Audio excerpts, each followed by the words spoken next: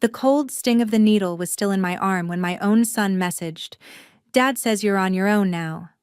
Still, I kept my eyes on the machine, watching it pull what little I had left. As the antiseptic hit my nose, I thought of the living room they cleared me out of like old furniture. While the nurse handed me $40, I folded it slowly, like the last bit of dignity they hadn't stolen. The same plasma they called desperate sold for millions to a biotech firm days later. That's when I bought my silence, with a contract that cut them out forever. All right, before we dive into this crazy story, do me a favor. Subscribe and tell us where you're watching from. Helen sat in the old armchair by the window, the one Tom had given her for Christmas 5 years ago. It creaked every time she shifted her weight, a reminder of the quiet years she'd spent with Charles before his passing. The sunlight filtered in, soft and weak, as if the house itself knew something was about to change. Her hands, stiff from age and stress, gripped the edge of the armrest. She'd prepared for this moment, rehearsed it 1,000 times in her head, but now that it was here, the words caught in her throat. Tom and Catherine sat across from her, the two of them close together, like they always were, always in sync. It made the moment feel even more isolating, the empty space between Helen and them growing wider by the second. She took a slow breath, her eyes briefly scanning the room before meeting Tom's gaze. "I've lost everything," she began, her voice steady, though every muscle in her body was tight. "The investments failed. I'm bankrupt." The words hung in the air, as heavy and final as the closing of a door. For a long moment, neither Tom nor Catherine spoke. The silence in the room seemed to stretch, thickening with unspoken thoughts. Tom shifted uncomfortably in his seat, his fingers drumming nervously on his knee. Catherine's eyes narrowed, lips pressing together in something between disbelief and disdain. "This is so embarrassing," Catherine said, the words sharp and cold. She didn't meet Helen's gaze, instead looking down at her perfectly manicured nails, a habit Helen had come to despise. "How could you let this happen? You were always so careful. You were supposed to be secure, Mom." Helen's chest tightened. The sting of Catherine's words hit harder than she expected, sharper than she'd ever imagined. Catherine wasn't just disappointed, she was repulsed. As if Helen's misfortune was something to be ashamed of, something beneath them. Helen swallowed, trying to keep her voice even. "I didn't expect this," she replied, her eyes flicking toward Tom, hoping for something, anything, a glimmer of understanding. "But the market, Charles and I—" She trailed off, the words dying in her mouth. What was the point? Catherine wasn't listening. Neither was Tom. Tom was avoiding her eyes, staring at the floor, at the coffee table, anywhere but at her. His jaw was clenched, his face tight with a mixture of frustration and discomfort. The silence grew unbearable, thick and suffocating. She had hoped, no, needed, him to say something. Anything. But all he managed was a quiet, almost apologetic murmur. "I don't know what to say, Mom," he muttered, his voice barely a whisper. He shifted again in his seat, as if the very presence of his mother's failure was something he could not handle. His discomfort was palpable, radiating between them like a cold fog. Helen's stomach twisted. She'd always known Tom wasn't the emotional type. But this was different. She had expected some kind of reaction, even if it was anger or disbelief. But this was worse. This was indifference, a subtle form of rejection. She blinked back the tears threatening to fall, pressing her lips together so tightly that the pain in her chest seemed to pierce deeper. She had spent years putting everything she had into being strong for them. For Tom, for Charles, for the family. And now, when she needed them most, it was as if they were already gone. Catherine crossed her arms, a clear barrier between them, her posture rigid. "I think we need to figure out where you're going to stay," she said, her tone cutting. "All business now." "You can't stay here, Helen. We're already stretched thin." Helen's breath caught, her heart pounding in her chest. The words were brutal in their simplicity, but it was the underlying truth behind them that hurt the most. There was no room for her in their lives anymore, not even in the space she had once helped create. Tom didn't say anything, but his silence was agreement. She nodded, the weight of the world pressing down on her shoulders. She wasn't going to beg. She wouldn't. Not now. Not ever. Her pride, what little of it was left, held her still, even as the sting of betrayal clawed at her chest. Helen stood slowly, her knees creaking as she pushed herself upright. She reached for her purse, the leather worn and familiar in her hands. "I'll figure it out," she said quietly, her voice steadier than she felt. "I always do." Tom and Catherine didn't reply, didn't offer to help. It was like she had already been written out of their story. She walked to the door without another word, not trusting herself to speak again. As she stepped out into the hallway, her heart sank. This wasn't just a loss of money, this was the loss of everything.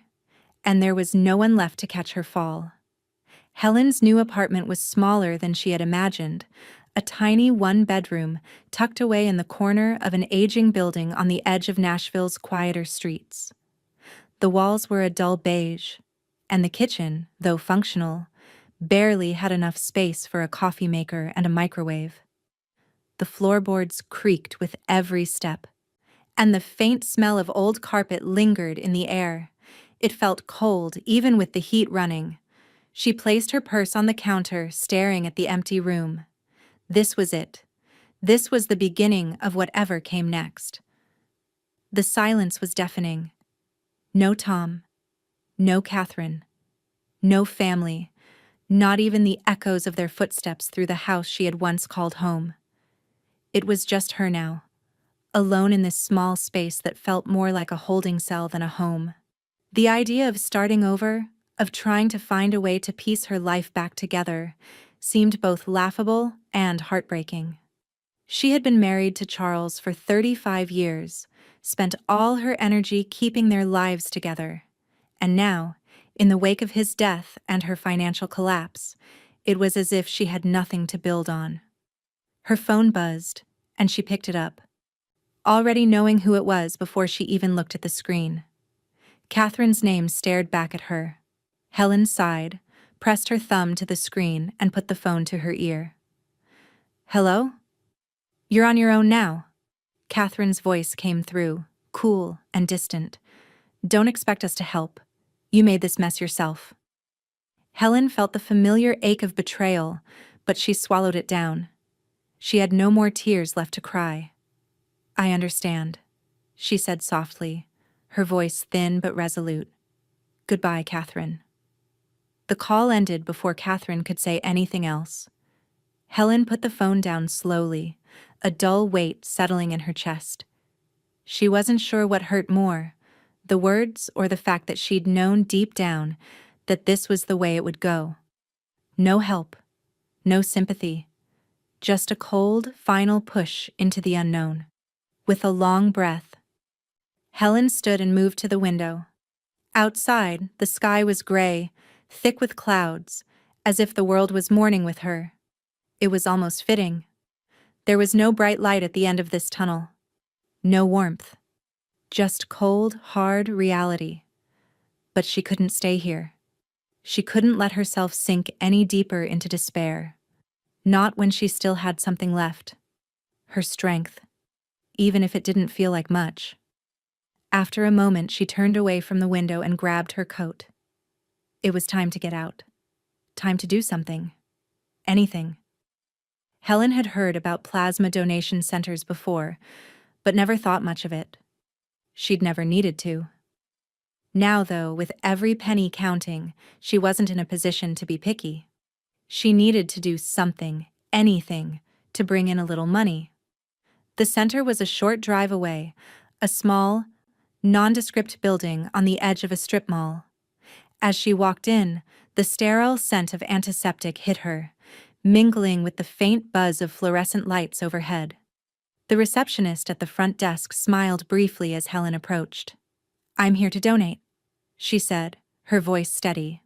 The receptionist nodded and handed her a form to fill out. Helen sat down, trying to keep her hands from shaking as she filled in the details. The questions were simple enough: name, address, health history, but she had to pause when it asked about her last blood donation. It had been years since she'd last needed to donate for a cause. She'd always been healthy, but now, in the wake of everything that had happened, even this felt like a reminder of the life she'd once had. When it was her turn, she was led into a small room with a reclining chair. The nurse, a young woman named Sarah, smiled as she adjusted the IV needle. "First time?" Sarah asked gently, her voice soft, almost like she understood the uncertainty Helen was feeling. Helen nodded. "Yes. I just need to make a little extra money." Sarah's smile faded and she studied Helen's arm for a moment before beginning the procedure. "Well, you're in luck," Sarah said, glancing up at her with a touch of curiosity.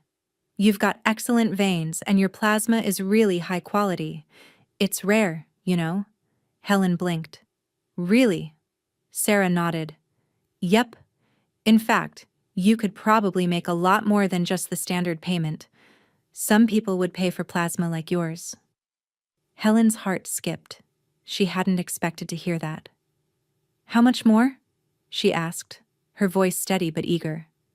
"Well, I'm not in charge of those decisions," Sarah replied, working with a practiced precision as she connected the plasma bag to the needle. "But from what I know, rare plasma can be worth quite a bit. More than just a few dollars."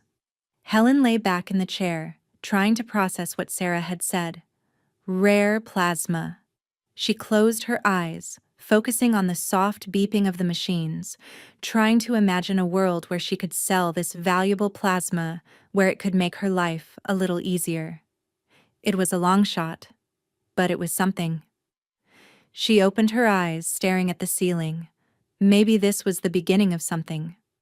Maybe there was hope after all. As Sarah finished the procedure and the blood began to flow, Helen allowed herself one small, fleeting thought. Maybe she wasn't as broken as she had thought. But as the machine hummed, the future still felt uncertain. What if this wasn't the way out? What if it was just another empty hope, like the failed investments, like everything else? Helen didn't know. But she did know one thing.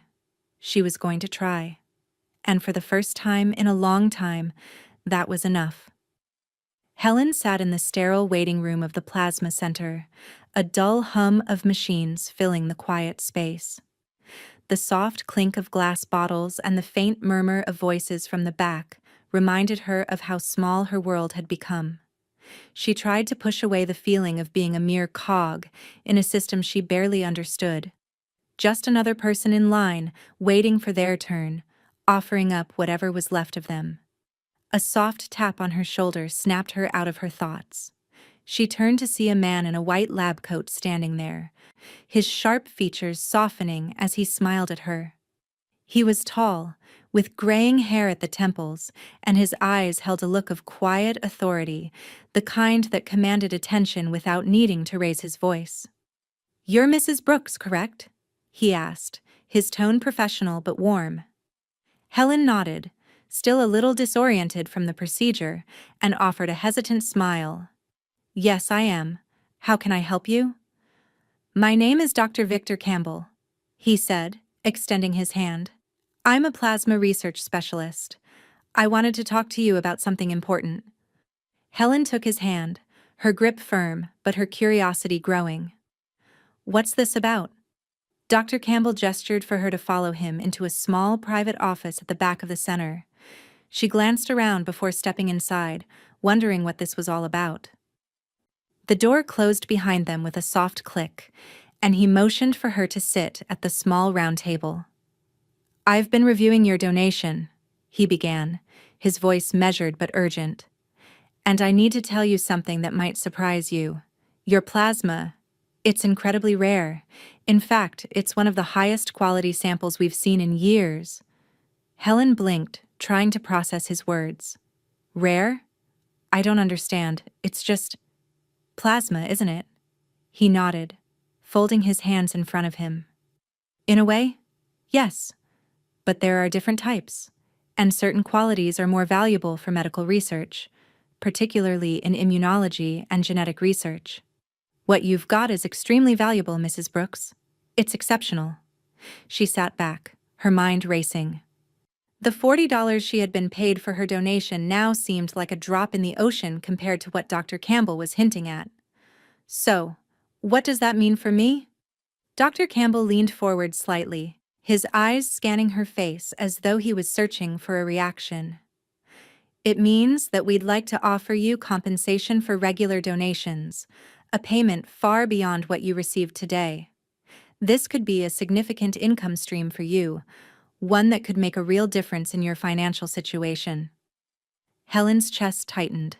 The weight of what he was suggesting settled over her like a heavy fog. Her thoughts were all over the place. She had just barely started to crawl out from under the wreckage of her life, and now, here was a chance to make money. Real money, by donating her plasma. But could she trust it? Could she trust him? "Are you saying I could make more than just the $40? She asked, her voice barely above a whisper, her heart pounding in her chest. Dr. Campbell smiled faintly, as if this was exactly what he had hoped she would ask. "Much more. We can discuss the exact terms, but rest assured it will be worth your while.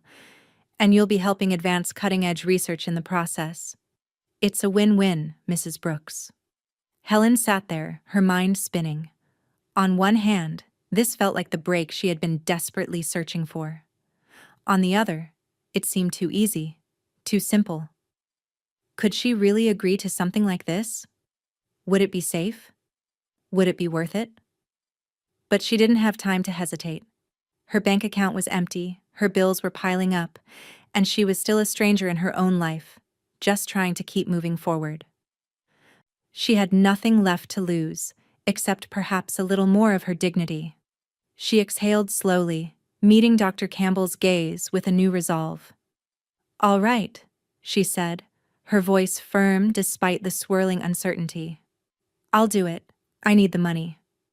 He nodded, his expression turning serious.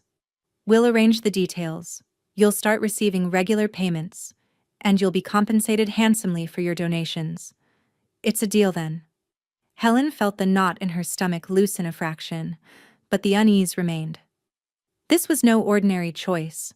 It felt as if she were stepping into a world she hadn't planned on, a world that could either lift her from the depths of her despair or swallow her whole. As she left the center that day, a check for her next donation already in her purse, Helen couldn't shake the sense that something was shifting. The money would help, but at what cost? She would be in control. At least, that's what she told herself. But she couldn't ignore the nagging question. Was she really making the choice? Or was this just another step into a bigger, darker game? Back in her apartment, the familiar silence greeted her once more, but this time, she wasn't alone. There was something new in the air, a tension, a flicker of possibility, and just as quickly a feeling of fear, of uncertainty. But there was no turning back now. The next donation loomed ahead, and with it, the weight of what she had agreed to. Whatever it was that lay waiting in the shadows of Dr. Campbell's offer. But she wasn't going to let fear stop her. Not now. Not when this might finally be the chance to rebuild what had been broken. And yet, as the days passed and the payments started to arrive, Helen couldn't shake the sense that she had paid more than she realized, and not just in plasma. Helen sat at the small kitchen table in her apartment, staring at the check in front of her. It was larger than she'd ever imagined. Far more than the small, meager payments she'd gotten from her initial plasma donations. Her fingers trembled slightly as she ran them over the numbers, a knot of disbelief tightening in her chest. The payment was enough to cover her rent, her bills, even some left over for groceries and basic necessities. She hadn't felt this secure in months. She had spent the past week in a daze, going through the motions of her daily routine, donating plasma every few days, and letting the money accumulate.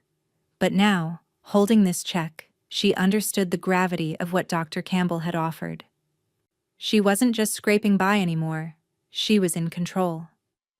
The past few days had felt like a whirlwind of confusion and uncertainty, but this felt like a real lifeline. Helen leaned back in her chair, glancing out the window. The city was waking up, the streets below bustling with life. For the first time in months, she didn't feel like she was drowning. She felt grounded. There was a sense of calm that had eluded her since the financial collapse, a quiet realization that, for once, things might just be getting better. But as the warmth of that thought settled in, something else crept into her mind. She hadn't told anyone about the money. Tom and Catherine had no idea about the plasma donations or how much she'd been earning. It felt like a secret she had to keep hidden from them, as if revealing it would open the door to judgment, to the same dismissive coldness they'd shown when she first told them about her bankruptcy. Her hands curled around the check, a mixture of pride and shame rushing through her. She wasn't sure which one was stronger. That afternoon, Helen sat at her desk, surrounded by stacks of research papers. She had started looking into plasma donations more seriously after receiving the first check. As much as she felt relieved, she had to understand more about what she was getting involved in. The more she read, the clearer it became that she was sitting on something valuable, something that went far beyond just making ends meet. Plasma, particularly rare types, was in high demand. The kinds of plasma that Dr. Campbell was interested in were used in cutting-edge research, some of it linked to diseases that had long been without a cure. It was a strange feeling, knowing her blood was part of something so significant, something that could save lives. She was more than just a donor now. She was a commodity, and the truth of it settled uncomfortably on her. She had power. Power that, until now, she had never thought she'd possess again. The phone rang, jolting her from her thoughts. It was Tom. She hesitated for a moment, fingers hovering over the screen.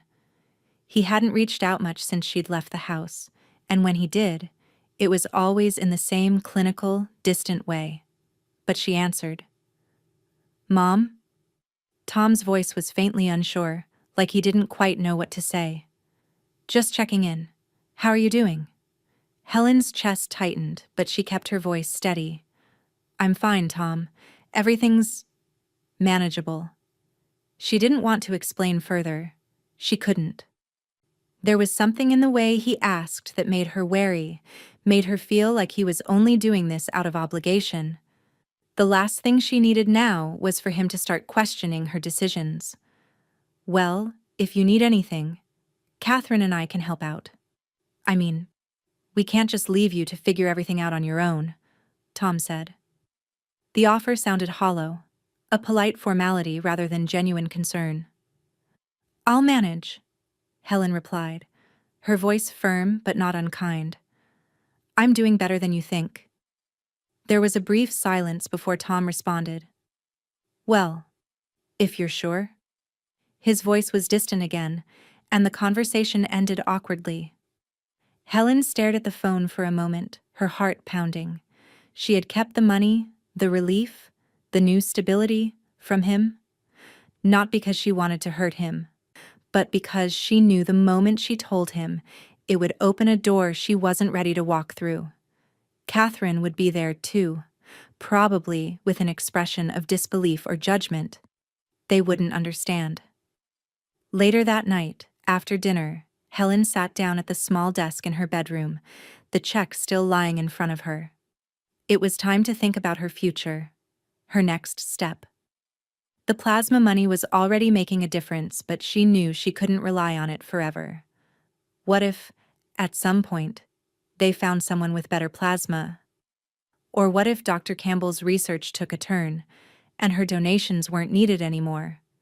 She had to make sure she was ready, make sure she had something to fall back on. She had always been careful with money, even when she'd had it. She hadn't been reckless. And that carefulness had paid off over the years. She'd made some good investments before, though the ones that had failed were more recent. But the truth was, she didn't want to risk everything again. The plasma money was a gift, but she had to think about her future in a broader way. Helen opened her laptop and started looking into small, manageable investments. Maybe something in stocks. Nothing too risky, but enough to keep the money growing. It felt like a gamble, but it also felt like a choice she hadn't had in years. She made a few notes, bookmarked a couple of websites, and sat back, looking at the papers on her desk.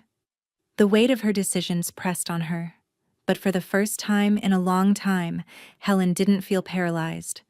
She felt like she was taking control again. As she turned off the computer and went to bed, she couldn't help but feel a flicker of hope. It wasn't much, but it was something. And as she lay in the quiet of her apartment, she realized that even in her solitude, she wasn't entirely alone. She had herself. And that, for now, was enough. But as the days passed, and her income began to rise, so did the questions. Helen started to wonder, how long would it take before Dr. Campbell asked for more than just her plasma? And what would she do when he did?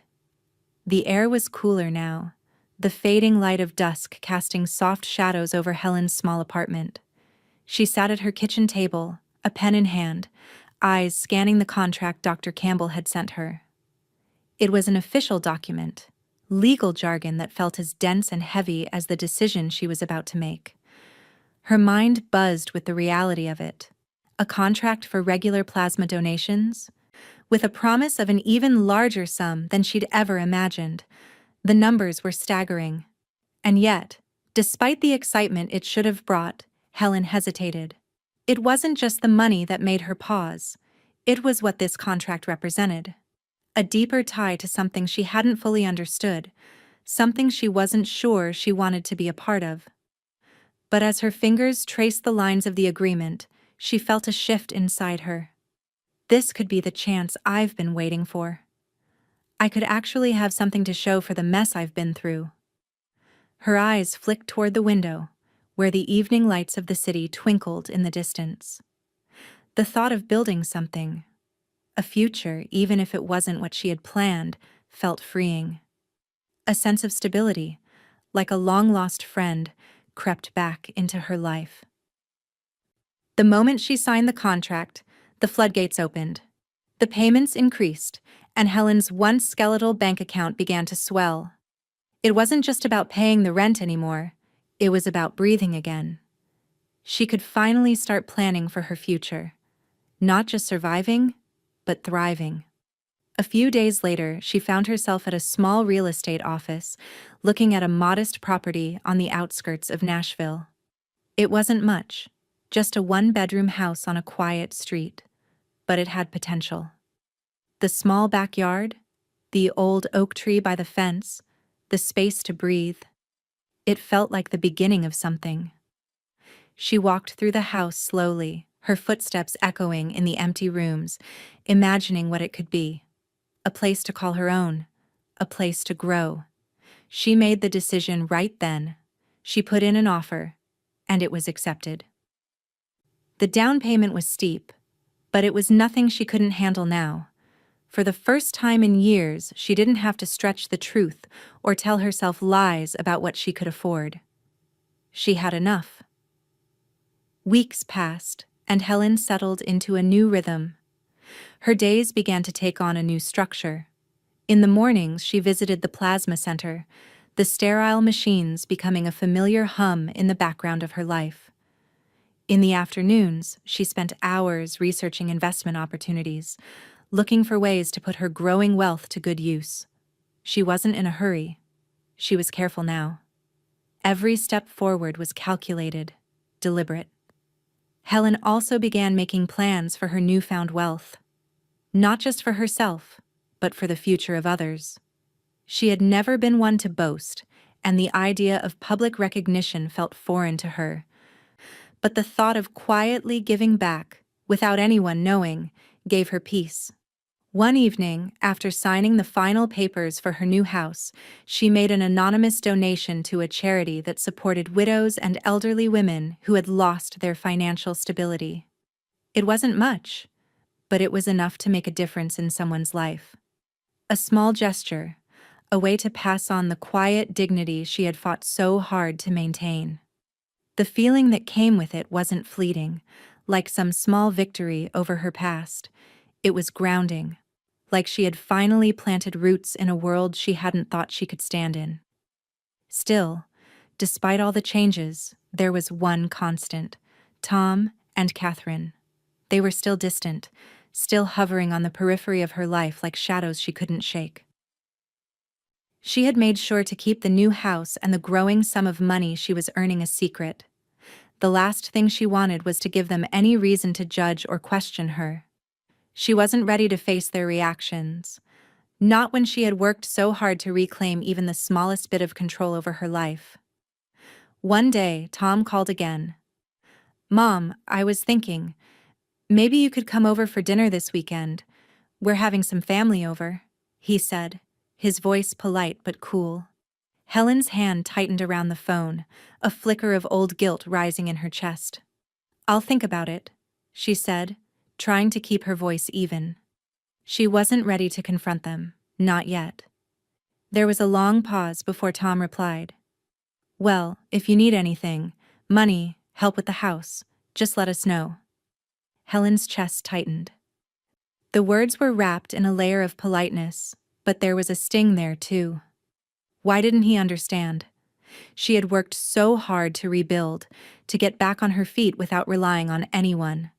But here they were again, offering their version of help. She forced a smile, even though he couldn't see it. "I'm doing fine, Tom. Really. You don't need to worry about me." After the call ended, Helen sat still for a long time, staring at the empty space in front of her. She had built this life on her own terms, but the distance between her and her son felt wider than ever. Tom and Catherine would never understand how far she had come, not just in wealth, but in strength. They would never see the quiet power she had discovered in herself. She wasn't their charity case anymore. She had rebuilt her life piece by piece. And now she was the one who had something to give, not just financially, but in spirit. And that was her real legacy.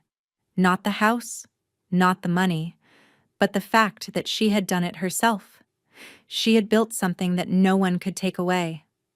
But even as Helen sat there, her thoughts swirling with plans for the future, a deeper unease began to creep in. She knew that sooner or later the truth would surface. And when it did, she wasn't sure what would happen next. Would they resent her? Would they want a share of her success? But for now, Helen was at peace. For the first time in years, she had a sense of ownership over her life, and that was enough. As she turned off the lights and closed the door behind her, she couldn't shake the feeling that the hardest part was still ahead. Helen had always known that silence was a double-edged sword. It gave her peace, but also bred unease. It was that same quiet that had allowed her to rebuild her life without interference. But now, in the weeks since her last conversation with Tom, the silence had grown unbearable. The distance between her and her son, between her and Catherine, was palpable. Even her small victories, her newfound stability, felt like secrets she couldn't share. It was a Sunday morning when Catherine finally confronted her. Helen had just returned from her routine donation, the usual hum of the plasma machines still echoing in her mind. She was sipping her coffee at the kitchen table, lost in thought, when the doorbell rang. She wasn't expecting anyone. When she opened the door, Catherine stood there, her posture rigid, her face taut with frustration. "I need to talk to you," Catherine said, her voice colder than Helen had ever heard it. Helen stepped aside, surprised but not entirely unprepared. She had known this moment was coming, the moment when Catherine could no longer hold her anger at bay. Catherine walked past her into the apartment, pacing a few steps before turning to face her. "I can't believe you've been keeping this from us," she said, her voice sharp. "The money you've been making, the house. You've hid all of it. You didn't think we'd want to know?" Helen swallowed, trying to keep her composure. "I didn't want to burden you with it," she said quietly. "I knew how you felt about my financial situation before. I didn't want things to change." "Burden us?" Catherine's voice rose, her frustration spilling over. "You think that's what this is about?" "This isn't just about money, Helen. It's about you lying to us, about shutting us out, about thinking you had to do everything on your own, like we're the enemy." Helen took a deep breath, the sting of Catherine's words cutting deeper than she cared to admit. She had expected anger, but the accusation of selfishness hit harder than she could have prepared for. "I didn't lie to you, Catherine. Helen's voice faltered, but she steadied herself. "I wanted to do this on my own, to prove to myself that I could." She paused, her gaze falling to the floor, then meeting Catherine's eyes again. "I didn't want to ask for help. Not this time." Catherine crossed her arms, her expression hardening. "You think this was the right way? Keeping it a secret? We're your family, Helen. We should have known. And now we find out like this?" The accusation burned. Helen's chest tightened, but she forced herself to stay calm, to not let the bitterness rise. She understood Catherine's anger even if it didn't make sense to her. "I didn't keep it from you to hurt you," Helen replied, her voice steady but laced with exhaustion. "I just didn't want to bring it up. I didn't want you to see me as someone who's different. Someone who's better." Catherine scoffed, her lips curling in disdain. "You're unbelievable. You've changed, and not in a good way. You act like you're some kind of hero now, like you've done everything on your own. But the truth is, you've left us behind, and we've had to watch you grow into someone who doesn't need us." Helen's heart twisted at the words. She hadn't meant to leave them behind. She hadn't meant to build a wall between them, but her decision to keep things to herself had done exactly that. "Maybe I needed to do this on my own," Helen said, her voice low but resolute. "Maybe I needed to rebuild myself without anyone's judgment or expectation. I didn't want to be the person you saw when you looked at me. I wanted to be someone else." There was a silence that settled between them, heavy and thick. Before Catherine spoke again, her voice softer, but still tinged with anger. "You should have asked for help. We're family. We could have supported you. But instead, you shut us out." Tom's voice came from the doorway then, barely a whisper, but cutting through the tension like a knife. "Helen's right. She didn't want our pity. But maybe you're right, Mom. Maybe she should have asked." Helen turned to look at Tom. Standing awkwardly in the doorway, arms crossed. His face was a mask, emotionless, distant. He wasn't fully on her side, but he wasn't completely against her either. "I don't need pity," Helen said firmly, turning back to face Catherine. "I never wanted pity. I needed my own strength. And I've found it." Catherine's expression hardened, but Helen could see the doubt in her eyes, the subtle shift from anger to uncertainty. She hadn't expected to change her mind, but she could see Catherine starting to see things differently. Maybe not all at once, but it was a start. Tom, after a long pause, spoke again, his voice quieter now. "You should have at least told us, Mom. We're family. You could have trusted us more." Helen felt the familiar pang of guilt, but she pushed it down. She wouldn't apologize for this, for her independence, for her strength. She had built this new life on her own, and she wouldn't let them tear it down. "I don't owe you an apology, Tom. Or you, Catherine. I've earned this. I've fought for it." The words hung in the air, hanging between them like a tense wire, unspoken and sharp. Neither Tom nor Catherine said anything after that. The air between them was thick with unspoken questions and a rift that couldn't be mended so easily. After a long pause, Helen turned toward the kitchen, her heart still heavy but resolute. "I'm not going to apologize for taking control of my life. If you can't accept that, then that's on you." With that, she walked out of the room, the weight of the conversation settling deep inside her. She had made her choice. And now, no matter what, she would continue to build her future, on her own terms. As the door closed behind her, she knew that the hardest part was yet to come. And though she was shaken, she wasn't going to let them take what she had fought so hard to build. Her independence was her victory, and it was one she wouldn't let anyone steal. Helen sat at her kitchen table, the quiet weight of the papers in front of her a stark contrast to the storm brewing outside. The sky had darkened, and the first heavy drops of rain pattered against the window, a constant reminder of the storm that was now shaking her life from the inside out. She ran a finger over the legal documents laid out before her, pages from her lawyer, Michael, detailing the lawsuit filed by Tom and Catherine. They wanted her to return the money she'd earned from her plasma donations. "It's my money," Helen thought bitterly. "They don't get to decide how I use it." The phone rang, breaking her concentration. She hesitated before answering, already knowing who it was. "Mom." Tom's voice was cold, distant.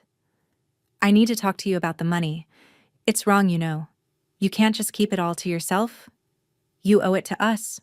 To the family." Helen's chest tightened. "No, Tom. I don't owe you anything." "You think you can just walk away with that much money and not share it? You're being selfish." He shot back, his tone accusing. "You should have told us. We could have helped. But instead, you just took." Helen fought the frustration rising inside her, the familiar pang of rejection twisting in her stomach. "I didn't take anything, Tom. It's mine. I earned it." There was silence on the other end for a moment before he finally spoke again, his voice low but insistent. "I want you to give it back. All of it." "I'm not going to do that," she said, her voice firm. "This is my victory, Tom. You don't get to take it from me." He didn't respond immediately, but when he did, his words were laced with bitterness. "You'll regret this, Mom. Just wait." The call ended abruptly, and Helen dropped the phone onto the table. She didn't regret anything. She had worked for this, earned it, and she wasn't about to let anyone take that from her, especially not from her own son. The days that followed were filled with more pressure than Helen had expected. Her phone rang constantly, Catherine's voice creeping into her thoughts like an unwelcome shadow. Rumors spread quickly through the family circle. Helen could hear the whispers, the subtle shifts in tone when people spoke to her, if they spoke to her at all. Catherine had begun telling their friends about Helen's newfound wealth, painting her as someone who was hoarding money, someone who had turned her back on them. Helen tried to ignore the rumors, but they seeped into her consciousness, the harsh judgments clouding her peace. It felt like everything she had worked for, the quiet triumph of taking control of her life, was being undone with every passing day. The pressure was building. She wasn't used to this kind of attention. When her life had fallen apart, it had been a quiet and painful process. No one to witness it except herself. But now, as her success grew, so did the scrutiny. Her family didn't see the struggle behind her decisions, only the reward. They didn't understand that this wasn't about wealth. It was about her reclaiming something they had never truly valued. Helen sat across from Michael in his office, trying to calm the rising tide of panic she felt. The legal battle was real now, and though Michael reassured her that she was entitled to keep the money, the stress was beginning to take a toll. "You're in a good position," Michael said, leaning forward, his voice calm and firm. "They have no legal grounds to demand repayment. It's your money, but you need to be prepared for the long haul. They won't give up easily.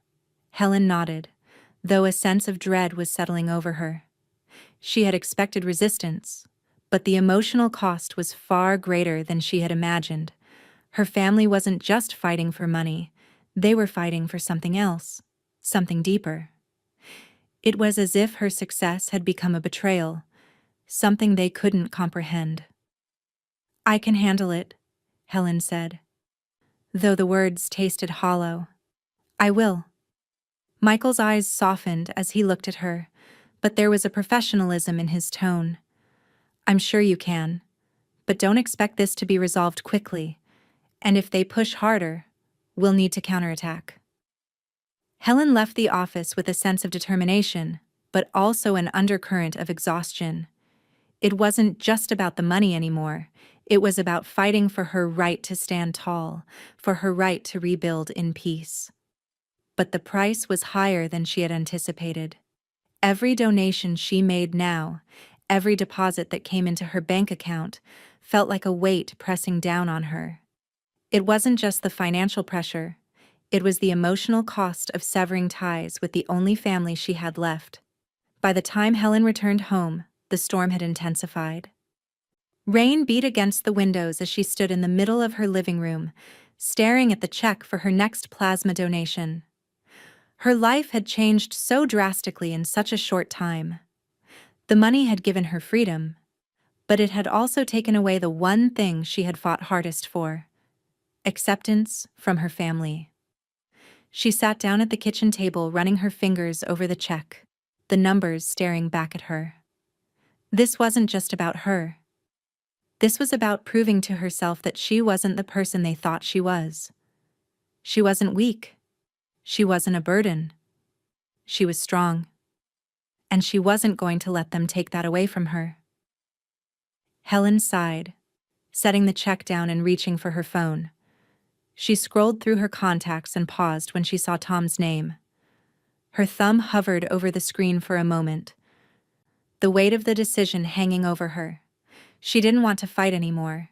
She didn't want to feel the tension, but at the same time, she couldn't give in. She put the phone down, her decision made. She wasn't going to beg for their understanding. She had fought too long for this, for her peace. If they couldn't see it, then that was their loss. As the rain continued to fall, Helen looked out the window, her reflection staring back at her. She didn't know how this would end, but she knew one thing for sure. Her fight was far from over. And whatever came next, she would face it on her own terms. The hardest part of her journey wasn't just about the money. It was about her own resilience. And no one could take that from her. Not even family. The storm outside raged as fiercely as the one inside Helen's mind. She sat alone in her apartment, surrounded by legal papers that felt heavier with each passing hour. The lawsuit from Tom and Catherine had escalated, and Helen knew she couldn't let it break her. She had come too far, rebuilt too much, to let them take it all away now. Her lawyer, Michael, had made it clear that they had no legal grounds to take the money from her, but the constant tension was wearing her down. The calls from Tom, the rumors from Catherine, it was all too much. Helen had expected resistance, but not this relentless push from her own flesh and blood. Her heart ached, but the fire in her chest burned brighter. She couldn't back down. This was her fight now, and she would win. As she sipped her tea, her phone buzzed again. It was from Michael. Her hand shook slightly as she answered, her thoughts already swirling with the weight of her battle. "Hello? Helen?" Michael's voice was steady, but there was a sense of urgency to it. "I've got good news. The judge has ruled in your favor. You're legally entitled to keep the plasma earnings. Tom and Catherine can't force you to return anything." Helen let out a breath she didn't know she'd been holding. She could almost feel the weight lifting from her shoulders. But that didn't mean the battle was over. The emotional toll had been far greater than she had anticipated. "Thank you, Michael," she said, her voice still trembling with the relief that was slowly sinking in. What happens next? Their case is weak. I'll send you the formal papers soon. You just focus on keeping things as calm as you can with your family. I'd suggest keeping your distance from them for now. Let the dust settle. Helen nodded, even though he couldn't see her. It was over for now. The legal fight, at least. But the real battle, the one inside her heart, was far from done. Despite the relief, the tension with her family lingered. She hadn't heard from Tom since the last conversation, and Catherine's silence spoke volumes. Yet, despite the bitterness that still clouded her thoughts, there was a shift in Helen. She had learned something in the fight for her earnings. It wasn't just about money anymore. It wasn't even about winning. It was about resilience. And so, she made a decision. The thought had been growing in her mind for weeks. Ever since she had seen the power of what she could do with her plasma donations. She could do more than just fight for her own future. She could help others too. That's when the idea for the foundation came to her. A foundation dedicated to helping elderly women who had lost everything, whether it was their financial stability, their homes, or their sense of security. She wasn't going to let others face the isolation and pain she had faced. She knew what it was like to be forgotten, discarded, and now she had the chance to do something about it. Helen sat down at her desk, sketching out ideas for the foundation. A small but meaningful initiative, one that could start in Nashville and grow as far as she could take it. She made calls to local charities, reached out to financial planners who could help manage the funds, and even looked into organizing small community events to raise awareness. She could feel the momentum building inside her, like a powerful wave ready to crest. But her family wasn't far from her thoughts. A few days later, after the storm had passed, Helen stood in her kitchen as the phone rang again. This time, it was Tom. She had expected this call for days.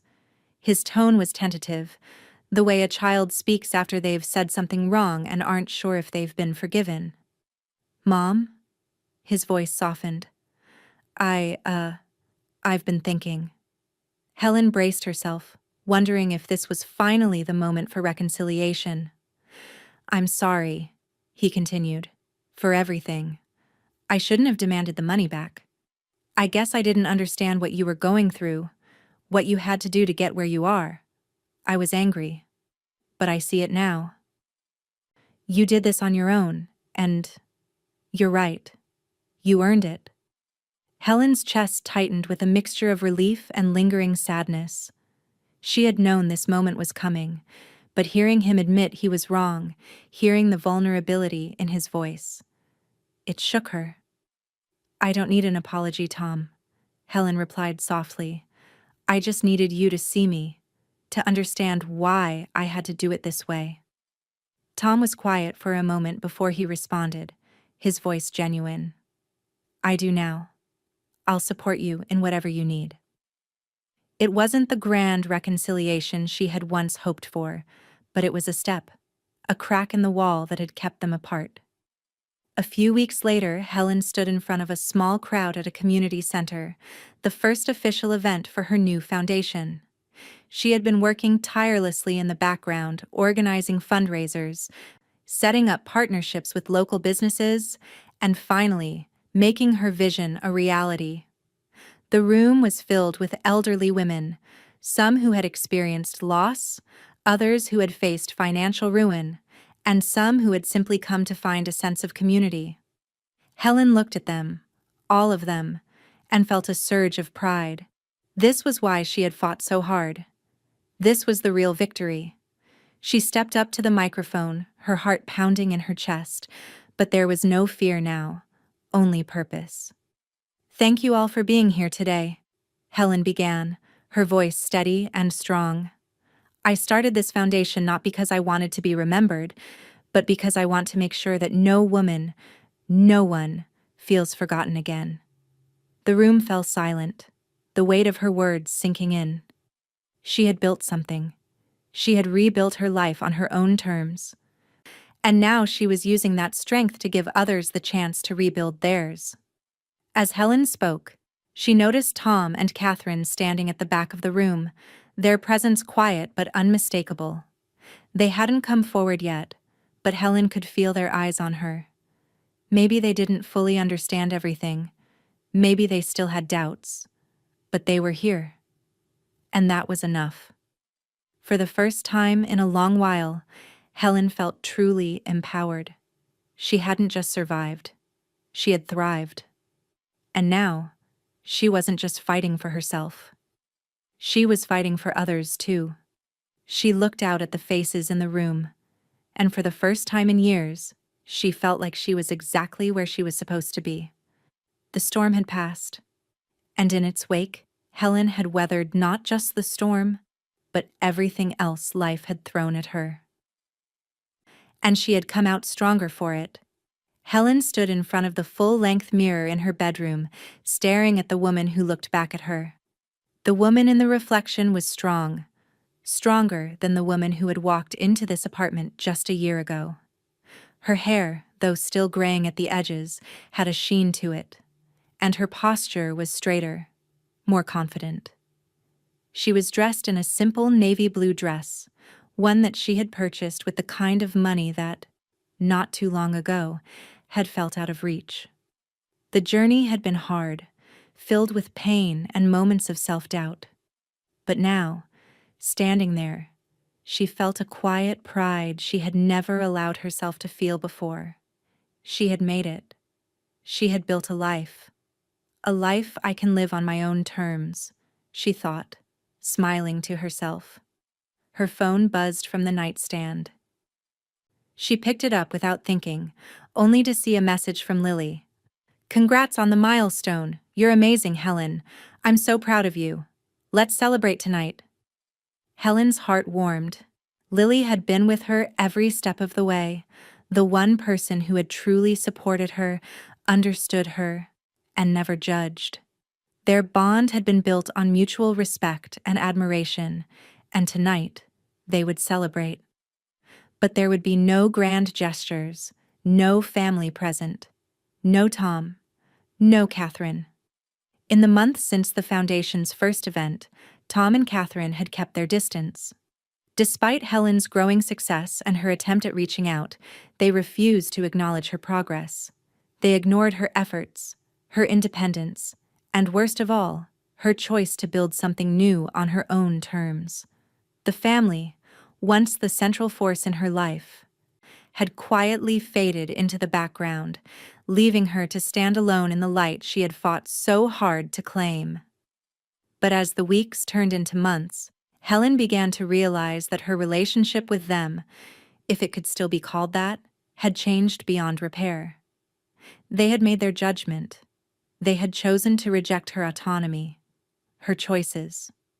And so, she had stopped trying to make them understand. They hadn't been there for her when she needed them most, and now they were absent as she achieved the very things they had always thought impossible for her. The day Helen rang the bell at the Plasma Center, marking yet another milestone in her personal success, it felt like a quiet triumph. It wasn't just the money, though the regular donations had allowed her to comfortably retire early. It was the feeling that she had control over her own life. The money she had earned wasn't just about survival. It was about security. It was about freedom. Helen had been donating plasma regularly, and as each donation brought in more funds, she had been able to invest wisely. Her returns had exceeded her expectations, allowing her to stop relying on family support entirely. No more calls from Tom asking for help, no more pity-laden offers from Catherine. She was free, and for the first time, she felt truly at peace with that freedom. But the celebration wasn't a family affair. It wasn't a scene of reconciliation with Tom and Catherine. It was just her and Lily, sharing a quiet evening at a cozy local cafe, clinking glasses in celebration of everything Helen had accomplished. Helen looked around the table at her friend, a woman who had never wavered in her support, who had quietly cheered her on from the sidelines, and felt a deep gratitude. "You've come so far, Helen. Lily said, her voice warm, eyes twinkling with pride. This is just the beginning. Helen smiled, nodding, but a part of her knew that tonight wasn't just about the money. It was about something more, something deeper. It was about knowing without a shadow of a doubt that she had made this happen. She wasn't a burden. She wasn't someone to be saved. She was someone who had fought for herself, rebuilt herself, and now she was choosing her own future. Later that evening, after the celebration had ended and the streets of Nashville had quieted, Helen sat in front of her desk. The paperwork in front of her felt like the last piece of the puzzle.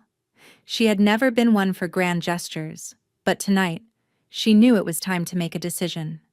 She had been toying with the idea for a while, revising her will, finalizing her legacy, cutting the last ties to the family that had once been the center of her world. With steady hands, she began to write. She updated the will, leaving the bulk of her assets to the foundation she had created for women like herself.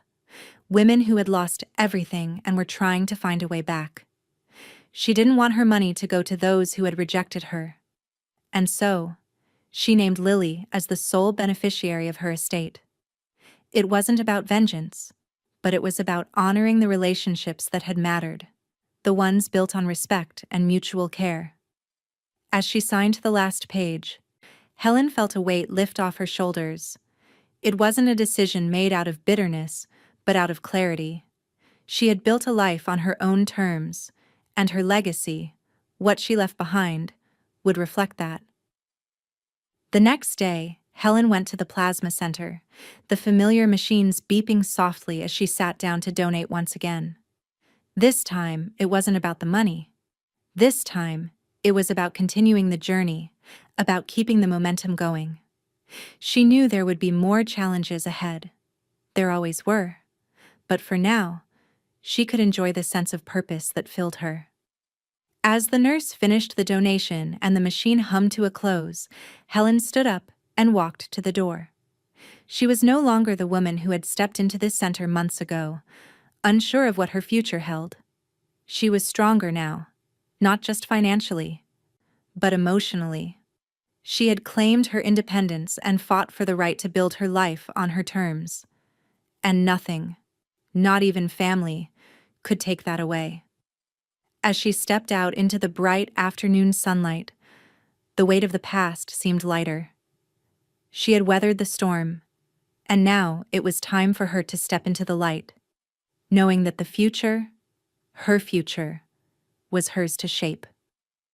Helen hadn't expected Catherine to go this far, but as the envelope slid across the desk in front of her, she felt a strange mixture of disbelief and resignation. It wasn't a surprise. It was more like the final, bitter confirmation of the rift that had already formed between them. The thick, official-looking letter was from Catherine's lawyer, and it didn't take long for Helen to understand its contents. A cease and desist. Catherine was accusing her of slandering the family name by flaunting her success. The very same success Helen had fought for, clawed her way toward, and earned on her own terms. The letter demanded that Helen stop speaking about her newfound wealth, cease any public references to her financial independence, and, more audaciously, return what Catherine deemed rightfully theirs. Helen felt a chill spread through her chest as she read the legal jargon. Slandering the family name? It was laughable, absurd. She hadn't said anything about her family other than the truth. She hadn't flaunted anything. She had simply stood tall and, in doing so, had unwittingly cast a shadow on their own narrow, judgmental view of her. She could feel the heat of anger rising in her chest, but she steadied herself. She wasn't going to let them win this battle. Not this time. Without hesitation, Helen reached for her phone and dialed Michael's number. She didn't need to explain it to him. He knew. He had been with her through all of this, and she trusted him more than anyone. "Michael," she said, her voice tight with control. "I've got a cease and desist letter from Catherine. She's accusing me of slandering our family name and demanding I return the money." Don't worry, Michael replied immediately, his tone calm and reassuring. They're grasping at straws. I'll handle it. You don't need to lift a finger. The next day, Helen sat at her kitchen table watching the rain pour outside. She had given Michael the green light to handle the legal aspects, but she wasn't content to let this attack slide quietly into the background. If Catherine wanted to play dirty, then Helen would show her just how loud the truth could be. With a steady hand, she opened her laptop and drafted a post for social media. She knew that what she was about to do could have consequences, but the more she thought about it, the more she realized she couldn't hide anymore. She had fought too hard to let someone else define her narrative. It was time for the world to hear her side. As she typed, her thoughts were clear. She wasn't doing this out of vengeance. She wasn't looking for sympathy. She was simply stating the truth, her truth. She had built her life again, from the ashes of financial ruin, from the judgment of her family, and now she was free. And she wasn't going to let anyone steal that from her. When she hit post, it was like a weight had been lifted from her shoulders. Her words, honest and raw, echoed in the silence of the apartment. She shared the cease and desist letter, showing the world exactly what she was up against. She didn't hide behind apologies. She didn't sugarcoat it. She just let people see what she had endured and what she had achieved despite it. The response came faster than she expected. Within hours, Helen's post had gone viral. She was flooded with messages of support, people from all over the world, women especially, who had been through their own battles with family, with estrangement, with betrayal. Hundreds of comments flooded in, sharing stories of abuse, neglect, and rejection by those they once trusted. Every message was a reminder that she wasn't alone. In the days that followed, Helen found herself connecting with other women who had experienced family betrayal. Women who had fought for their own financial independence, their dignity, and their sense of self-worth. Helen felt her heart swell with the realization that her journey wasn't just hers anymore. It was part of a larger shared experience, a story of survival and triumph. But not everyone was supportive. Catherine, unable to control the narrative any longer, erupted in anger. Helen's phone buzzed incessantly with messages and calls from her, all of them increasingly hostile. "You're ruining everything, Helen. This is a disgrace." But Helen had no intention of responding. She wasn't going to play the victim anymore. She had told her truth, and it was resonating with people. That was what mattered. The next bombshell came a week later. Helen had just returned from another plasma donation, feeling a quiet sense of accomplishment, when she received a call from Michael. He sounded a bit more upbeat than usual, and as soon as he spoke, she understood why. "Catherine's been fired from her job," he said. "She's been let go from her position at the event planning company. Seems there were some ethics violations they couldn't ignore." Helen's heart skipped. She hadn't wished for this, but it felt almost like poetic justice. The very woman who had tried to tear her down was now facing the consequences of her own actions. Helen didn't feel elation. She didn't feel triumphant. But she did feel a quiet satisfaction. Maybe this was what needed to happen for her to learn. It was a hard lesson, one Helen had learned long ago. You couldn't control how others treated you, but you could control how you responded. She had chosen to rise, to live her life on her own terms, and that was a choice no one could take away from her. As the days passed, Helen's resolve only grew stronger. She didn't need validation from anyone, least of all her family. She had found her peace, her purpose, and the support of people who understood her. It was more than she had ever thought possible. And then, as she walked through her front door one evening, she saw a letter resting on the doormat. It was from Catherine's lawyer. Another threat? Another demand? But this time, Helen wasn't afraid. She wasn't even angry. She had weathered the storm, and now, She was standing tall in the sunlight. As she opened the letter, the final words from her family echoed in her mind, but they didn't sting anymore. She had built something far greater than anything they had ever offered her. Her future was hers. And no one, not even family, could take that from her. The sun was setting as Helen sat at her desk, her hands steady as she signed the final version of her legacy plan.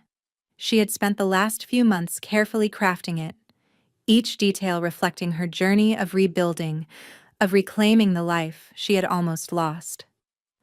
This plan wasn't just about money.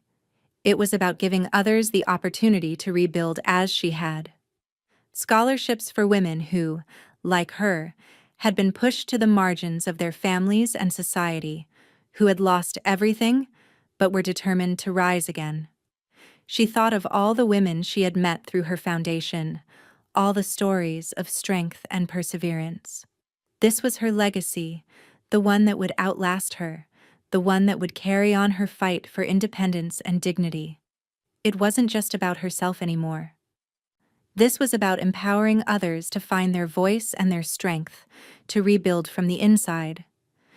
Her pen hovered over the last section of the document, the portion outlining the scholarships. As she signed her name, a sense of peace settled over her. This was it. This was the future she had worked so hard for. The one that no one, not even Catherine or Tom, could take from her. Weeks passed, and the impact of Helen's journey only grew. Her memoir, Rebuilt from the Inside, had become a sensation. After a quiet but powerful release, the book had gone into its second print, and the response was overwhelming. People from all walks of life were reaching out to her, telling her their stories, thanking her for sharing hers. Helen's words, raw and honest, had resonated with so many who had faced similar struggles, women who had been overlooked, discarded, or betrayed. The message was clear. People wanted to hear the truth. They wanted to hear from someone who had survived, not by accepting defeat, but by fighting for a better life. The book wasn't just a success. It was a movement. But as Helen's star continued to rise, Catherine's began to falter. Helen had known that Catherine wouldn't take kindly to being exposed, but the fallout had been swift and severe. The social media posts, once full of praise and adoration, now slowly turned against her. People who had once been her supporters began to question her ethics. It didn't take long for the stories of her treatment of Helen to come to light, and soon, Catherine's professional reputation began to crumble. Helen saw the headlines from her phone, her stomach tightening as she read about Catherine's fall from grace.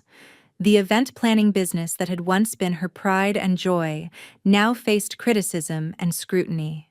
The same business that had profited off the very women Helen was now helping was suddenly facing allegations of unethical practices. People began to see Catherine for what she was, someone who had used her position of privilege to manipulate and control, while casting aside the people who mattered most. Helen felt nothing, no triumph, no satisfaction. She had long ago realized that her success wasn't about revenge, but about moving forward. Catherine had chosen her path, and now she was facing the consequences of her actions. But Helen wasn't there to see it. She had already moved on. One morning, as Helen sipped her coffee, she received a message from Tom. Her heart skipped. It had been weeks since they had spoken. Months, really. He hadn't tried to reach out after the legal battle, and their fractured relationship had only grown colder. But now, this. Mom, I've been thinking about everything. I'm sorry. I should have supported you. I was wrong. Can you forgive me? Helen stared at the words, her thumb hovering over her phone. She hadn't expected this. In a way, she didn't even know how to respond. For so long, she had wanted him to understand, to see the strength it had taken for her to get here. She had hoped, maybe naively, that one day they could rebuild their relationship. But now, as she read his message, something inside her hardened.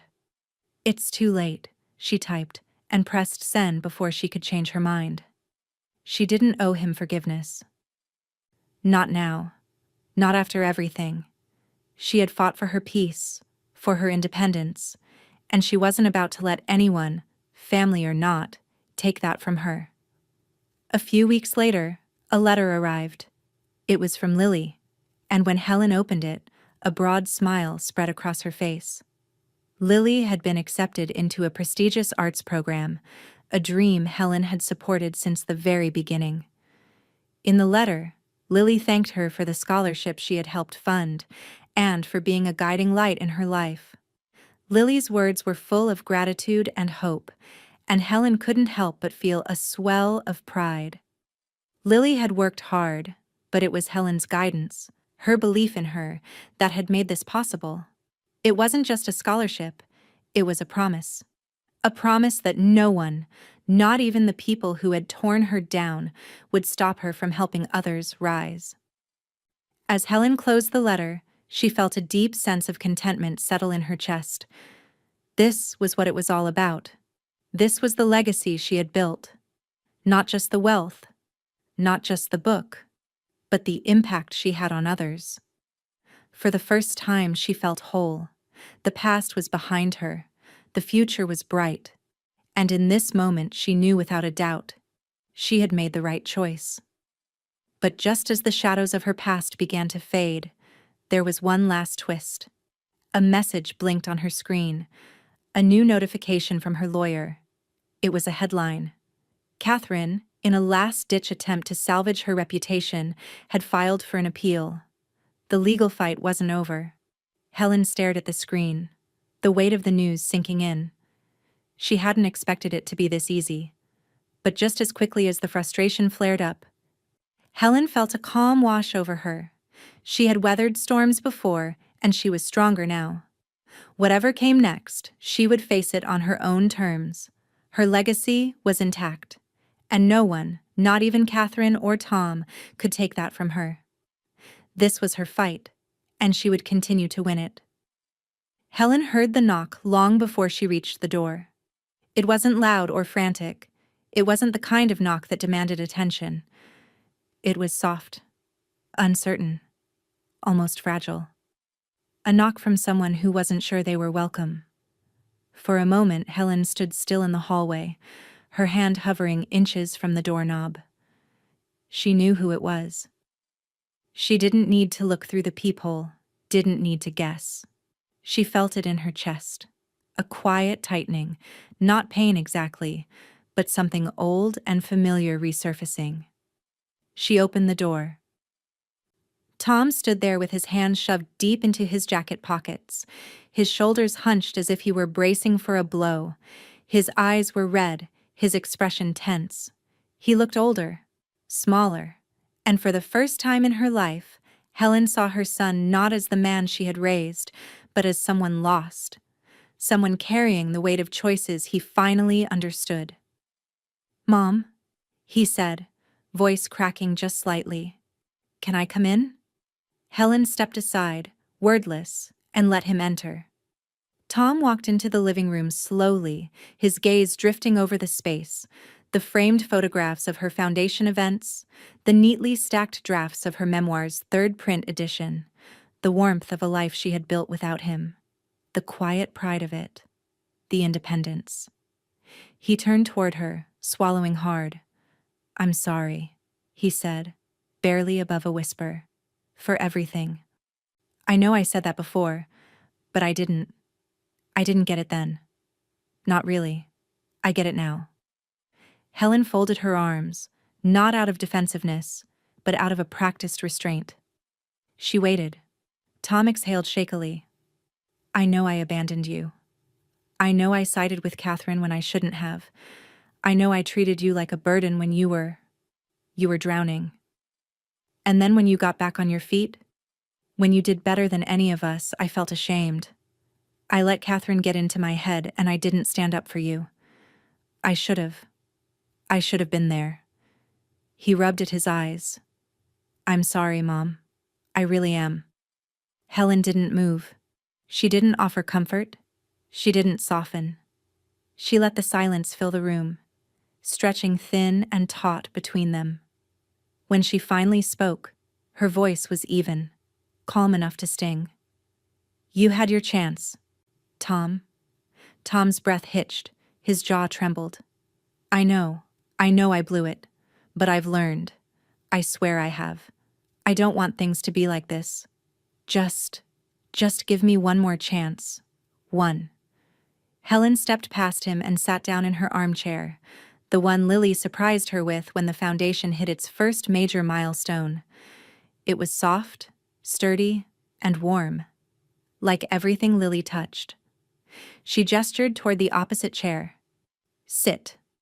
Tom obeyed immediately, desperate, hopeful in a way that twisted something in her, but not enough to change anything. She studied him for a long moment, the man who had turned his back on her when she was at her lowest, the man who sided with a woman who saw Helen's hardship as an embarrassment, the man who now claimed he had changed only after the world had seen Helen rise without them. She inhaled slowly.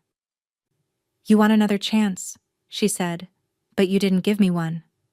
Tom's mouth parted, but she raised a hand to stop him.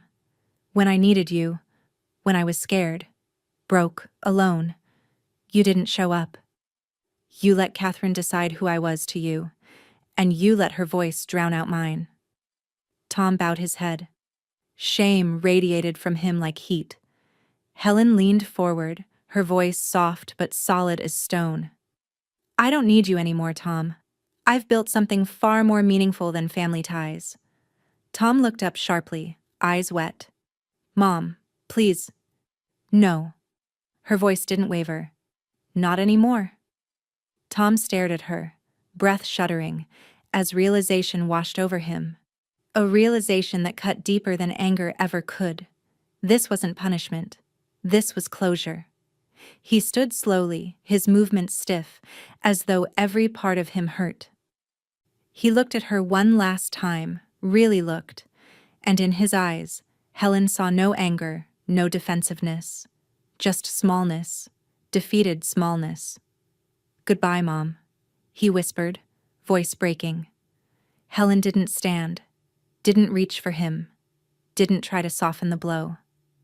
She nodded once. Tom opened the door, hesitated, then stepped out, closing it behind him with a soft click that echoed through the house like the final line of a chapter. Helen didn't cry. Instead, she leaned back into her chair, letting a deep exhale ease out of her chest. The silence that followed wasn't heavy anymore. It was peaceful, cleansing, full. And then, just as she closed her eyes, her phone buzzed on the side table. A message from Michael. "Helen, call me when you can. Something's happened." She opened her eyes. The next storm was already forming. Helen sat at her kitchen table, the soft light of the afternoon casting long shadows across the room. She had been writing for hours, typing with a sense of purpose, a steady rhythm that matched the quiet peace she felt settling into her life. The foundation was thriving, her memoir was well received, and she had finally found the space to start thinking about the future. But now, with a sigh, she picked up her pen and signed the final draft of her obituary. It was a surreal moment. Not the obituary of someone about to pass, but rather one that would carry the essence of who she was after she was gone, a legacy she would leave behind. The first line of her obituary was simple. Helen Brooks, mother, writer, and advocate for women's independence, passed away peacefully at the age of 82. But it was what followed that marked her true legacy. Helen is survived only by her beloved granddaughter, Lily, who has been a beacon of light and love in her life. In place of a traditional funeral service, Helen requests that her estate be donated to charities focused on helping women who have experienced family estrangement and financial hardship. Helen felt the weight of the decision sink in. She had chosen to sever the final ties to her family. Tom had apologized, but it was too late. Catherine had done more than enough to prove how far she was willing to go to protect her image. This was the final step. It was the act of reclaiming not just her life, but her legacy, and she had decided to pass it on in a way that would help other women rebuild theirs. She smiled as she read the last part of the obituary again. Helen also established a writing grant for women who have endured similar experiences to help them find their voice, their healing, and their freedom. Helen folded the paper and set it aside. She had already planned for this, already written the check for the first round of scholarships to fund the grant. It felt like the right thing to do. She wasn't just donating money, she was giving others the chance to be heard. The chance to rewrite their own stories. A few weeks later, Helen had moved into a smaller, sunnier home on the edge of Nashville. It was a modest space, but it felt right. The air was different here, brighter, warmer, and filled with the possibility of new beginnings. This house was not a home built out of obligation or expectations. It was a sanctuary, a place for her to grow, to write, and to help others grow. She spent her mornings in the light-filled living room, sipping coffee as she looked out the window at the garden she had already started to tend. She thought about the women who had written to her, the ones who had shared their own stories of family betrayal and personal reinvention. It wasn't just her story anymore. It was theirs too. She had become part of something much larger than herself, and she couldn't wait to see how much further it could go. Helen smiled as she ran her fingers over the paper she had just finished. A letter to Lily, her granddaughter. It was simple but heartfelt, a message of pride and love for the woman Lily had become. You broke the cycle, my dear. I am proud of you more than words can say. Your courage, your strength, these are the things that matter. You are my legacy. Helen felt a lump in her throat as she folded the letter and placed it in an envelope, addressed to Lily. She would send it tomorrow. For now, she took a deep breath and pushed the thought of the past away. She had done what she needed to do. 2 months later, Helen found herself standing at the front of a room filled with women at a survivor's brunch. The atmosphere was warm, inviting, full of the quiet hum of women gathering to share their experiences. It was a place for healing, for connection. Helen had been invited to speak about her journey. She wasn't sure what to expect. Public speaking had never been something she enjoyed, but this was different. This was a space where the truth mattered. And her truth, her story, was one that could help others find their way. She walked to the podium, looking out over the faces of the women in the audience. Some were older, some younger, but all had the same look of quiet strength in their eyes. They were here because they had been broken by family, but they were here because they had also been rebuilt. Helen took a deep breath and began to speak. I'm here today, not because I have all the answers, she started, her voice steady, but because I know what it's like to lose everything and still rise again. She paused, looking out over the room. She could see the understanding in their eyes, the recognition. They had all been there. When my own family rejected me, I thought I would never be able to rebuild, she continued. But I did. And I did it on my own terms. It wasn't easy. It never is. But today, I stand here, a woman who has rebuilt herself. And I want you all to know that you can do the same. There was silence for a moment, before a woman from the back of the room stood up, tears in her eyes. She walked toward Helen slowly, her voice breaking as she spoke. My daughter did the same to me, she said, her words shaking. She left me when I needed her the most. I thought I would never find my way again. But hearing your story, it's like a light has been switched on. You've inspired me. Helen felt her heart swell with emotion, the weight of the moment settling over her. It wasn't just about her anymore, it was about them. It was about all the women who had been pushed aside, who had been told they weren't good enough, who had been left to fend for themselves. But now, they had a chance to rebuild, just like she had. The woman in front of her wiped away her tears and gave Helen a soft smile. Helen returned it, feeling an overwhelming sense of peace. She had rebuilt her life, not for her family, but for herself. And in doing so, she had built something far more lasting than family ties. She had built a community, a family of her own making, a legacy that would live on long after she was gone, and that, she realized, was the greatest gift she could give. Helen walked slowly through the cancer center, the quiet hum of the machines and the soft shuffle of nurses' feet, the only sounds that filled the otherwise peaceful space. She had visited before, but this time it felt different. This time she was no longer just a donor, no longer just someone who had given plasma. She was part of something larger, something that had changed lives. Her footsteps echoed softly on the polished floors as she made her way toward the small plaque near the entrance. She had asked for it to be simple, understated, yet there it was. Her name, engraved in gold, along with a phrase that made her heart swell every time she read it. For those who survived spite. The words held weight for Helen, each one carrying years of struggle, of rejection, of the moments where she thought she might break under the pressure. And yet, she had survived. And in doing so, she had helped others do the same. She placed a hand on the plaque, her fingers lingering over the cold metal, a soft smile playing at her lips. This was more than just the money she had donated. It was more than the plasma donations or the check that had funded this place. It was a symbol of everything she had worked for, the legacy she had built. A legacy that wasn't about wealth or fame, but about changing lives, about giving back. She turned away from the plaque and made her way to the nearby office where a group of doctors and researchers were gathered around a table. One of the doctors caught her eye and smiled warmly, standing to greet her. "Mrs. Brooks," she said, her voice full of gratitude. "We wanted to thank you again. Your generosity has made an incredible difference in the lives of so many patients here. Without your donations, we wouldn't have been able to make the strides we have in our research."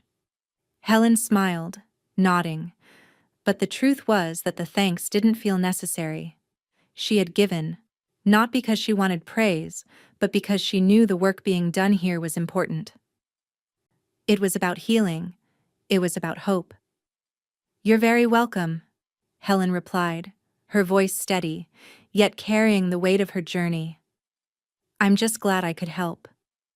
Later that afternoon, after a quiet reflection in the center, Helen returned to her home. She had spent so much of her life focused on surviving, on rebuilding, that it was easy to forget how far she had come. Her life was no longer a battle for survival. It was a celebration of what she had built. As she walked in, she heard the familiar sound of a knock at her door. A moment later, it opened, and Lily entered, her arms laden with a heavy portfolio. "Grandma!" Lily's voice rang out, full of excitement. "I've got something to show you." Helen smiled, her heart swelling as she watched Lily set the portfolio down on the table. Lily, her granddaughter, had been the one bright spot in the years of darkness. She had always been Helen's reminder that even in the darkest of times, there was light. And now, to see Lily standing here, so full of promise, it was almost too much to bear. Lily flipped open the portfolio, revealing the vibrant, expressive pieces of art she had created, pieces that told stories of pain, of joy, of resilience. Helen couldn't help but beam with pride as she examined each one, every brushstroke a reflection of the woman Lily had become. "You're amazing, Lily," Helen said softly, her voice thick with emotion. "You've always had this light inside of you." Lily smiled, a soft blush coloring her cheeks. "I learned from the best," she said, her eyes shining. Helen felt a lump rise in her throat. She had rebuilt her life, and in doing so, she had rebuilt something far greater than herself. She had given Lily the chance to flourish, to create, to live her life without the burdens of family rejection weighing her down. And Lily had taken that chance and run with it. That night, as the house settled into quiet, Helen sat at her desk, a journal in front of her. She had written in it for years, recording the moments of triumph, the moments of despair. But tonight, her thoughts were different. She opened the journal to a blank page and began to write a letter to Lily. "You broke the cycle, my dear. I am proud of you more than words can say. Your courage, your strength. These are the things that matter. You are my legacy." As she wrote, Helen couldn't help but think of the future she had carefully crafted, not just for herself, but for Lily and the women she had helped along the way. She had become a part of something much larger than herself, a force for change, a beacon of hope. Later that evening, as Helen sat with Gina, her lawyer, in the kitchen, they toasted to the completion of the final legacy binder. Everything was in order. Her will, the foundation's future, the writing grant for women, and the plans for her estate to be donated to those in need. Gina raised her glass. "To a new chapter," she said, her smile warm and knowing. Helen clinked her glass with Gina's, her heart swelling with contentment. The past had been painful, but it had brought her to this moment, and now she could finally let go. The next morning, as Helen walked through the cancer center once more, she couldn't help but feel a quiet sense of fulfillment. The center's administrators had thanked her again for her generous contributions, but it was more than that. It was the knowledge that she had made a difference, her difference. As she passed the plaque, the words still shining in the soft light, Helen couldn't help but smile. It wasn't about family, it was about the legacy she had built. The journey had been long and filled with hardship, but Helen had found her peace, and she knew it was the most valuable gift she could ever give. And with that, she stepped forward into the next chapter, knowing that the light she had worked so hard to cultivate would continue to shine brightly, not just for her, but for others, for years to come. Helen sat in the crowd at Lily's college orientation, her heart swelling with pride. The campus was alive with energy, the air buzzing with the excitement of new beginnings. Fresh faces surrounded her, but Helen's gaze was fixed firmly on the stage. Lily was up there, beaming with confidence, her nerves hidden behind a bright smile. It had been a whirlwind to get here, but there she was, her granddaughter, ready to begin her next chapter. The light that had guided Helen through her darkest days now shone brighter than ever in Lily. Beside Helen sat Natalie, her oncology nurse, now a lifelong friend. The bond they'd formed during Helen's cancer treatment had turned into something unbreakable. They'd supported each other through more than they could count, and now, here they were, together in this new chapter. Natalie smiled at Helen, her eyes soft with understanding. "She's amazing," Natalie said, her voice full of quiet awe. "You did a good job." Helen didn't respond immediately. She was too wrapped up in the moment, watching Lily. There had been a time when Helen thought she would never see this day, the day Lily stepped into a future where family rejection no longer weighed her down. Now, here they were. Helen had made it happen. The speaker on stage cleared their throat, and the crowd grew silent. They began to read from a list of motivational quotes, but one caught Helen's attention. The speaker's voice echoed through the amphitheater. "Sometimes your bloodline ends with betrayal, but your legacy begins with love." Helen's chest tightened, a small gasp escaping her lips as the words resonated deep within her. She looked at Natalie, who gave her a knowing look. "That's your quote, isn't it?" Natalie said quietly, a proud smile playing at her lips. Helen nodded, feeling a wave of peace wash over her. It was her words, her journey, one that had come full circle. Her legacy was no longer tied to the people who had cast her aside.